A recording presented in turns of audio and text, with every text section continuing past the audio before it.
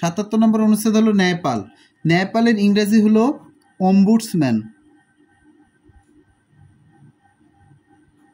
Ombudsman ভারতের যেটাকে রাজ্যপাল বলা হয়, ভারতের যেটাকে রাজ্যপাল বলা হয়, আমাদের এখানে হলো ন্যায়পাল। ন্যায়পাল প্রথম স্থাপন মানে পদটা হলো সৃষ্টি করা হয় হলো সুইডেনে।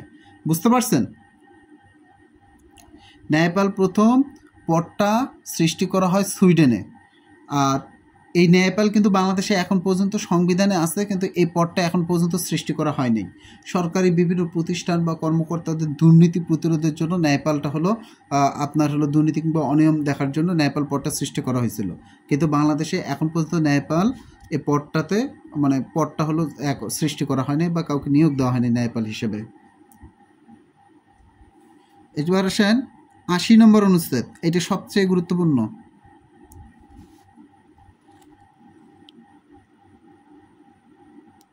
আইন প্রণয়ন পদ্ধতি।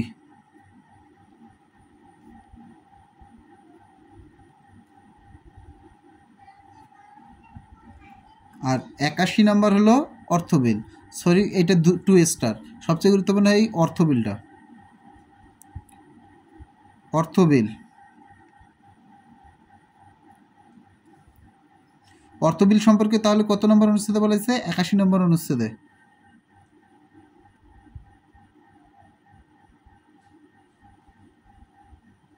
ভাইয়া 93 নম্বর অনুচ্ছেদ হলো অধ্যাদেশ প্রণয়ন ক্ষমতা।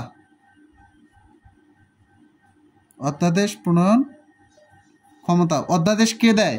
রাষ্ট্রপতি দেয়। রাষ্ট্রপতি যখন সংবিধান আপনার হলো জাতীয় সংসদ যখন অধিবেশন থাকে না কিংবা সংসদ যখন কার্যকর থাকে না, তখন জরুরি প্রয়োজনে বা আপৎকালীন সময়ে রাষ্ট্রের প্রয়োজনে রাষ্ট্রপতি যে আইনগুলো প্রণয়ন করেন বা যে আদেশ জারি করেন সেটাকে অধ্যাদেশ বলা হয়।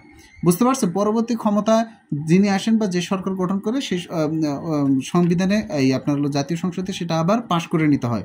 তো এই অধ্যাদেশ জারি করার ক্ষমতা কার?